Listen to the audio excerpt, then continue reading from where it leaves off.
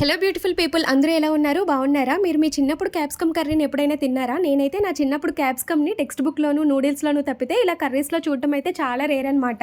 అస్సలు ఉండేవి కాదు. మరి నేనున్న ఏరియాలో వాడడం తక్కువ, లేకపోతే నేను చూడలేదో కానీ అప్పుడు క్యాప్సికమ్ ఇప్పుడు ఇళ్లల్లో వాడినంతగా అప్పుడు వాడడం అయితే చాలా తక్కువనమాట. ఇప్పుడు క్యాప్సికమ్ అంటే కామన్ వెజిటబుల్ అయిపోయింది. ప్రతి ఇంట్లోనూ బజ్జీలు, కర్రీ ఇలా చాలా రకాలుగా క్యాప్సికమ్‌ని అయితే వాడుతున్నారు. అండ్ చాలా కలర్స్ కూడా అవైలబుల్‌గా ఉన్నాయి. ఈరోజైతే నేను క్యాప్సికమ్ మసాలా కర్రీ అయితే చేసుకుంటున్నాను. సమయానికి ఇంట్లో వెజిటబుల్స్ ఏం లేవు. క్యాప్సికమ్ ఒకటే ఉంది. సో, క్యాప్సికమ్‌తో మసాలా కర్రీ అయితే రెడీ చేసుకుంటున్నాను. మీకు ఇప్పటివరకు ఈ కర్రీని ట్రై చేయడం లేదు, ట్రై చేయడం కొత్త అనుకుంటే ఖచ్చితంగా ఈ మసాలా యాడ్ చేసుకోండి. మసాలాలోనే ఉంది టేస్ట్ అంతాను. మీరు కూడా ఒకసారి ట్రై చేసి మీకెలా కుదిరింది ఏంటి అనేది కామెంట్ చేయడం అయితే మర్చిపోకండి. ఆల్రెడీ ఈ కర్రీ తిన్నవాళ్ళు, తెలిసిన వాళ్ళు అయితే ఓకే అండి, స్కిప్ చేసేసేయండి. అండ్ మీకు గనుక నా వీడియోస్ నచ్చితే ఖచ్చితంగా లైక్ చేసుకొని సబ్స్క్రైబ్ చేసుకోండి. సబ్స్క్రైబ్ చేసుకోమని అందరూ చెప్తారు.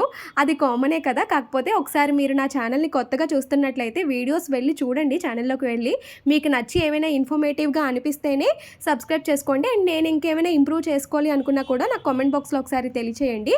ఓకే, మరి ఉంటాను. Thank you for watching. Bye.